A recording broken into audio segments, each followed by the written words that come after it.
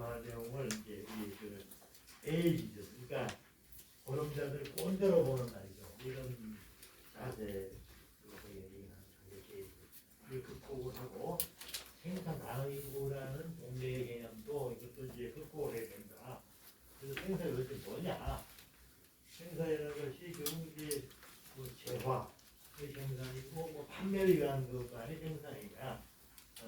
상원들을 위한 어떤 그 재화의 생산도 있지 않겠느냐? 우리가 막 무형적으로 생각하는 이런 것들도 이제 상품으로 제품으로 이제 생각을 해야 된다는 것이고, 이를 위해서 세대 간의 노동과 소비의 균등화 영향 이런 것들을 강화해야 되고, 노동과 복지를 영향해야 되고, 법정 노동 시간의 단축. 그러니까 이거는 뭐 8시간제를 우리가 고착화하고 있는 것 같은데, 더군다나 요새 뭐 52시간제를 말까지 쓰고 있어요. 그러니까 40시간제를 기준한 지도 오래되는데 거꾸로 지금 가고 있거든요. 뭐 그 우리 저 황 박사님 독일에서 공부했지만 저도 유학 때 80년대 독일에서 벌써 이미 그 35시간제 그리고 주 4일제 최근에 와가지고 이렇게 이제 아주 가장 세계에서 노동시간이 짧아요. 그만큼 또 노동 생산성이 제일 높은 나라입니다. 다른 시간당 노동 생산성은 제일 높아요. 시간이 짧을수록. 이런 것들이 현재 존재하는 이런 현상들이거든요. 그러니까 그런 것들을 이제 모델로 이제 우리가 확실히 해야 된다 이런 말씀이 들어집니다. 그래서 다양화된 맞춤형 일자리를 만들고 또 이제 노인층의 이제 여러 가지 문제를 다루기 위한 노인청의 신설을 제안하였습니다. 지금 여성가족부도 뭐 폐지할 판인데 또 노인청 신설 이제 이 아이디어가 받아들여질지 이제 이것이 상당히 그러니까 뭐 새로운 제안인데 앞으로 희망을 가져보겠습니다. 자 이제는 그 토론으로 넘어가겠습니다. 토론 순서를 뭐 고심을 하다가 가나다 수도를 하면 어떻게 하냐 이래가지고 우리 박수경 박사님을 먼저 모시도록 하겠습니다. 강원대학교 비교과학연구소에 연구 교수로 계시는 박수경 박사님의 토론을 부탁드리겠습니다.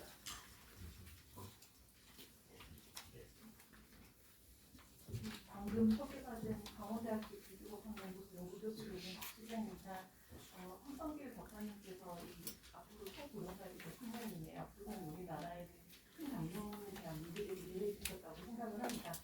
저는 이 결제문과 오늘 토론에 관련해서 일본의 사례를 조금 말씀드리고자 하는데요.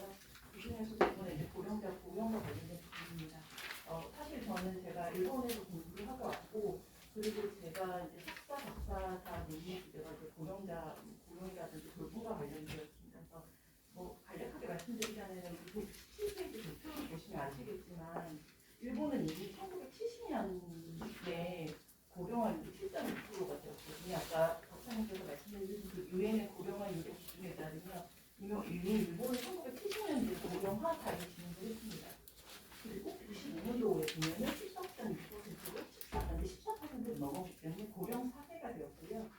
그리고 2005년에 20.2%를 넘어서 이제 초고령화 사회를 이미 우리보다 훨씬 오래전에 앞서서 경험을 하고, 그러다 보니까 이 고령화에 관련된 뭐 대응이라든지 정책이라든지 제도가 훨씬 앞서서 오랜 기간에 걸쳐서 논의를 해왔고 지금 이루어지고 있다라고 보시면 될 것 같습니다. 잘 아시겠지만 일본도 이제 뭐 소시 코레카라고 우리도 표현하는 저출산 고령화인데요. 이 저출산 고령화가 아주 심각한 문제였기 때문에 일본에서는 이미 이제 이 저출산의 고령화 문제를 어떻게 해결해야 되나 많은 노력을 해왔습니다. 이제 2010년대에 들어서는 이제 아베 전 정권 같은 경우는 일본의 인구가 총 1억 명인데요. 1억 총 8억 차이라는 그 프레이즈를 내걸어가지고 아무래도 일본이 인구도 감소하고 고령화가 심화되다 보니까 일본의 그 생산 가능 인구들의 생산력을 가동하기 위해서는 이 고령 노동력을 반드시 활용해야 된다라는 그러한 의식을 가지고 이 고령화 관련된 그런 또 특히 이제 저는 제가 노동 쪽을 연구를 하다 보니까 이제 아무래도 그 노동과 관련된 부분을 많이 보게 되는데 이 고령 근로자를 이런 생산 가능 인구로 물론 이 정책 내에서는 뭐 고령자뿐만이 아니라 여성이라든지 그리고 뭐 외국인 근로자를 받아들여서 일본이 이런 모든 이런 총 인구를 합력화한다라는 그런 주장을 내세울 만큼 일본에서의 충분히 이런 고령 노동자들의 그런 활약과 필요성을 많이 절감을 하고 노력해 오고 있다라고 보시면 될 것 같습니다. 17페이지 간단히 다시 말씀드리면은 일본은 이미 2021년 올해 통계였는데요. 작년에 기준으로 고령화율이 28.9%로 일본은 이제 내년 2025년에 30%가 돌파할 것으로 보고 있고요. 그리고 2065년에는 거의 한 40%에 달할 것으로 예상해서 이제 인구 10명의 4명이 65세 이상 인구가 되어 갈 것으로 이렇게 심각한 고령화율이 예상되고 있습니다. 18페이지 보시면은 일본이 이제 뭐 고령률을 기준으로 봤을 때는 작년 기준으로 60.4%입니다. 15세에서 64세가 이제 노동력 인구죠. 노동력 가능으로의 고령률은 77.7%였는데요. 65세 이상 우리가 흔히 생각하는 고령자의 고령률도 남녀 합계 65.1%. 과거부터 지속적으로 중간파서 내년마다 뭐 조금 늘어도 있고 줄어든 해도 있지만 계속 상승하고 있어서 그만큼 이 고령 근로자들의 그런 고용이라든지 활약이 계속 늘어나고 있다라고 평가할 수 있을 것 같습니다. 18페이지의 2번입니다. 이제 고령자 고용과 관련해서는 이제 고령자 고용 안정법이 이제 지속적으로 개정이 되어 왔고 또 가깝게도 2020년도에 이제 법개정이 크게 한번 있었습니다. 저희 성 같은 경우는 70세까지 이제 취업이라는 표현을 써서 70세까지 취업을 합할 수 있도록 하는 것이 이 고령자 안전법상에서 이제 규정이 됐습니다. 우리나라에서는 그 고령상 연령 차별 금지와 고령자 특별법이라는 형태로 그 연령 차별과 관련된 내용을 법상에 이렇게 명확하게 하고 있는데 일본의 고령자 안전법과 관련해서는 그 연령 차별과 관련된 내용이 들어있지는 않습니다.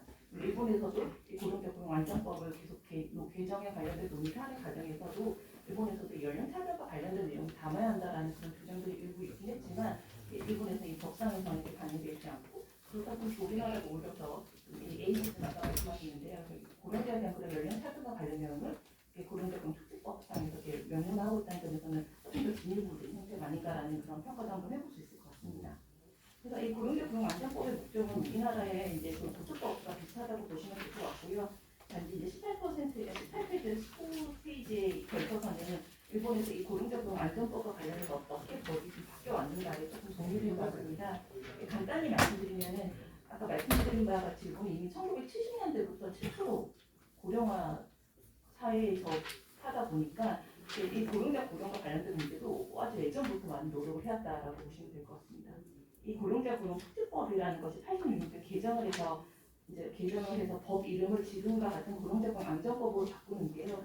이 고령자 고용 특집법이 이미 1960년대부터 있었다라고 보시면 될 것 같고요. 기존에 있었던 법을 86년도에 이제 이름을 바꿔서 조금 더 강화해 나갔다라고 보시면 되고, 이제 현재 일본에서의 법정 정년 연령은 60세로 되었습니다. 이제 이때 86년도에 60세 정년의 노력 의무와 반드시 이제 지켜야 되는 건 아니지만 60세로 정년을 하도록 노력해야 된다라는 그런 노력 의무를 부과했습니다. 그러다가 이제 90년대에 들어서는 이제 법정 연령이 60세가 아니긴 하지만 65세까지 이 고령 근로자들을 계속 고용할 수 있도록 노력해야 된다라는 정책의 방향성을 내세웠고요. 그리고 94년도에 이르러서는 이제 60세에 법정 정년 의무화하게 됩니다.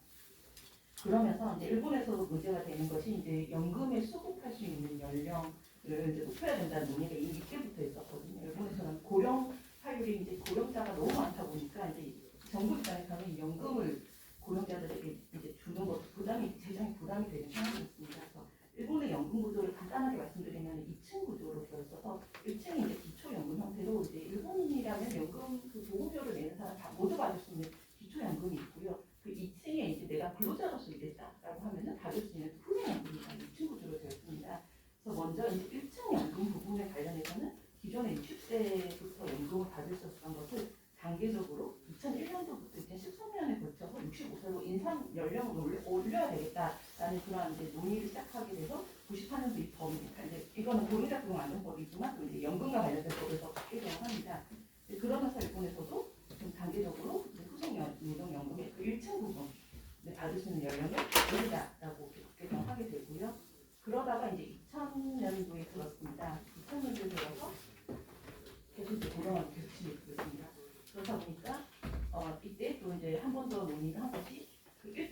부분에 이제 연령 올리자라는 얘기를 했기 때문에 그 다음 2층 부분에 대한 연령 올리자라고 얘기가 됩니다. 그것은 이제 2013년부터 2025년도에 걸쳐서 60세에서 65세로 단계적으로 올려나가자라는 그런 내용을 2000년도에 이미 이렇게 법으로 개정을 하게 됩니다. 그래서 이제 1층 부분 관련해서는 2013년도에 다 법이 시행이 완료돼서 이제 65세 이상이 돼야지 다룰 수 있게 되었고요. 2층 부분 관련해서는 지금 2022년이다 보니까 아직까지 진행되고 있는 단계라고 보시면 될 것 같습니다. 이와 관련해서 일본에서도 계속 법정 연령 60세로 일본은 잡아두고 법정 연령을 올리는 건 아닙니다. 그래서 이제 65세까지 고령확보 조치라고 해서 기업에게 의무를 이제 부과하거든요. 이제 고령 정년을 너네 회사에서 이제 올릴래? 아니면은 65세까지 계속 고용을 할래? 아니면은 아니 너네 회사의 정년을 폐지할래? 라는 그 세 가지 선택지를 주고 그 중에 하나를 이제 선택하기 위해서 운영하게 하는 그러한 것이 이제 2004년도에 이제 법적 의무화가 되게 됩니다.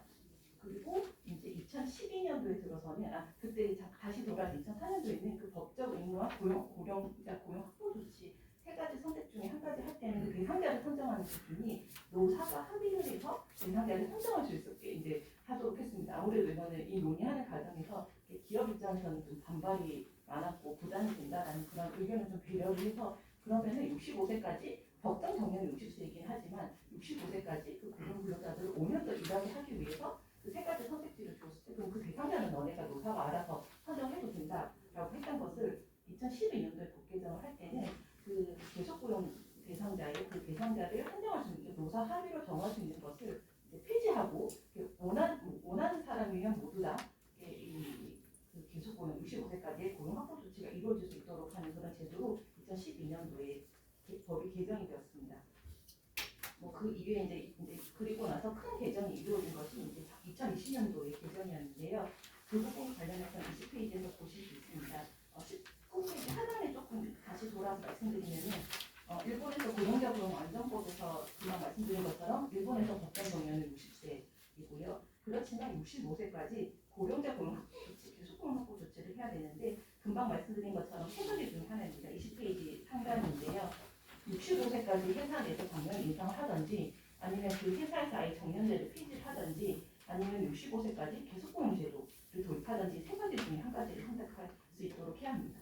물론 일본에서는 이 기업이 이렇게 안 한다고 해서 뭔가 형사적인 제재를 취하거나 그런 법적 그런 형사법이 없습니다. 단지 일본에서는 이제 예를 들어서 일본의 이제 노동감독청이 이제 잘 안 지키고 있다라는 그런 고발을 받고 그 실태에서 조사를 했을 때 문제가 있었을 때 약간 이제 공고를 내는데 잘 지키지 않았다라고 하면은 그 기업명을 공표를 하는 거거든요. 근데 일본 사회에서는 이러한 좀 기업명을 공표하는 것이 평판에 되게 이미지가 안 좋아지고 나빠진다는 것 때문에 좀 나름의 그 일본 사회에서 나름의 큰 좀 효과가 있는 부분이기 때문에 우리의 좀 생각에서는 이 정도밖에 제재가 안 되라고 할 수 있겠지만 일본에서는 이제 그런 식으로 대응을 하고 있다라고 보시면 될 것 같습니다.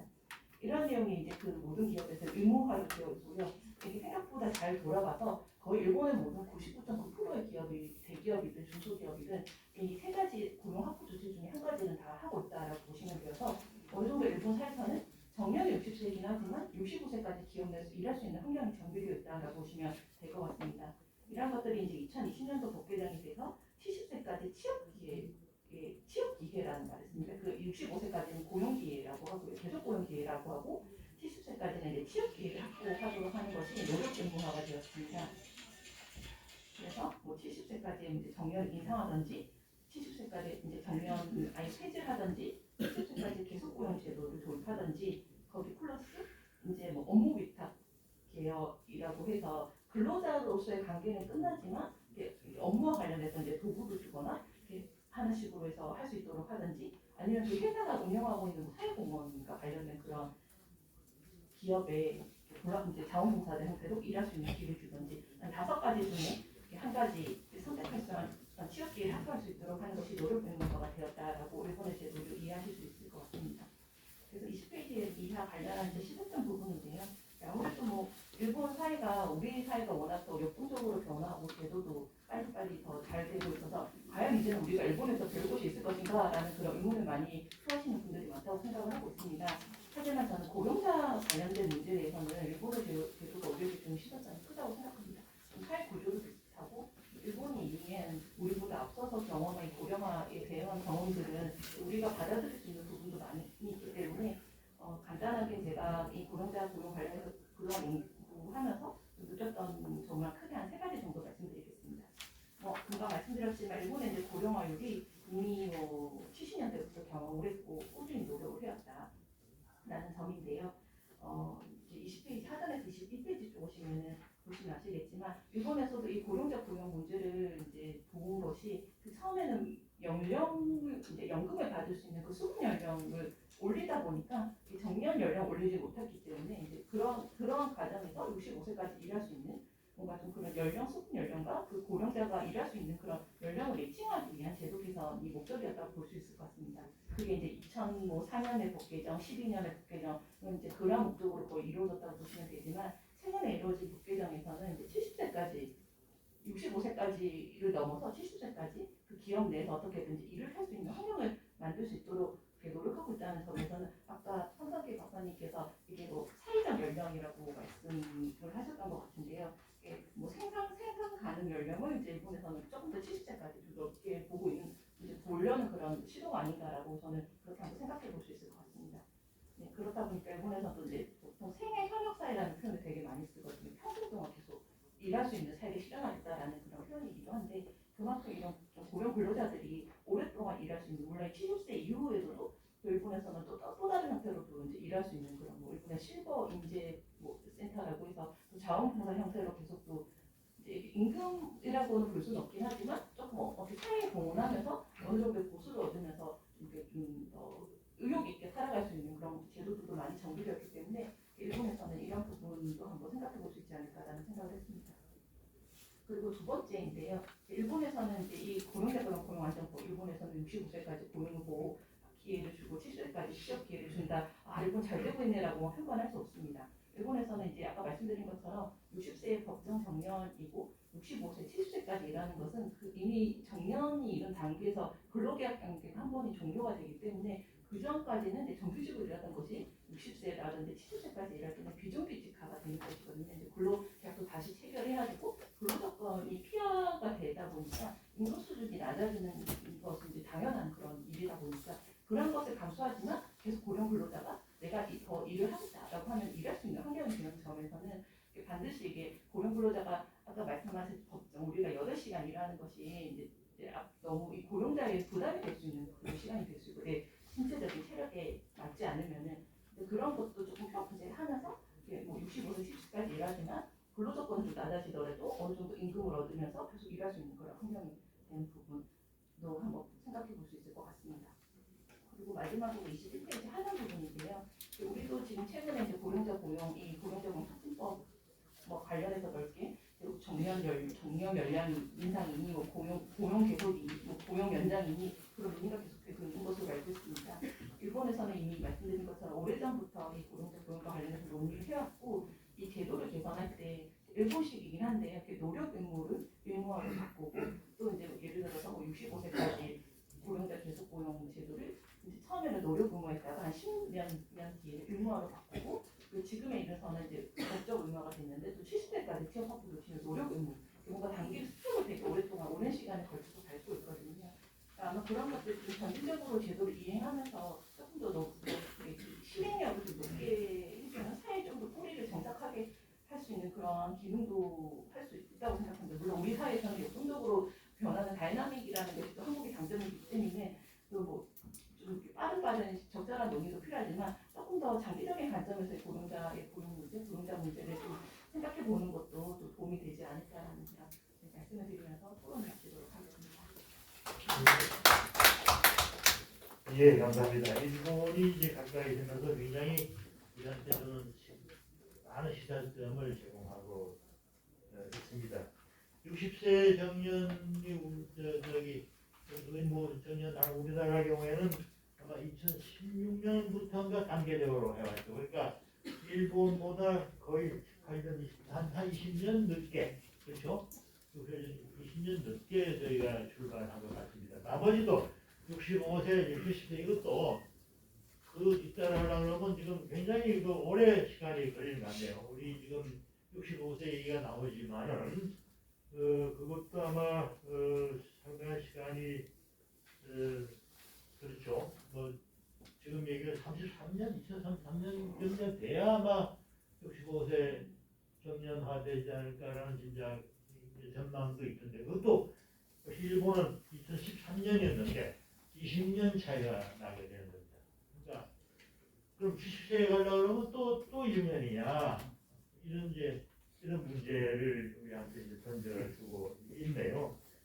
그러면서 일본 5가지 이제 그 선택지가 있다고 70세까지 취업기를 확보하기 위한 말이죠. 그런 말씀을 주셨고 또 우리 경우는 임금 피크제가 이제 아까 말씀드렸지만 일본 경우에는 일종의 그 엘더 스텝 제도라는 겁니까? 어떤 간에 고령자 취직하면 임금이 당연히 낮아진다라는 말, 비정규직화되고 이것이 그런 게 우리하고 좀 차이가 있다. 그렇죠? 우리 경우에는 아직 그렇게 되는 건 아니죠. 정규직도 되는 것이고 뭐 다른 이제 뭐랄까 피크제라 그러면 다른 한 이유가 된다. 이런 것들이 우리 경우는 조금 더 엄격하게 지금 제도가 되는 것 같습니다. 어쨌든 간에 일본이 굉장히 우리한테 아주 중요한 이런 시장점을 주고 있는 것으로 말씀드렸습니다. 그 다음에는 우리 이수연 박사님께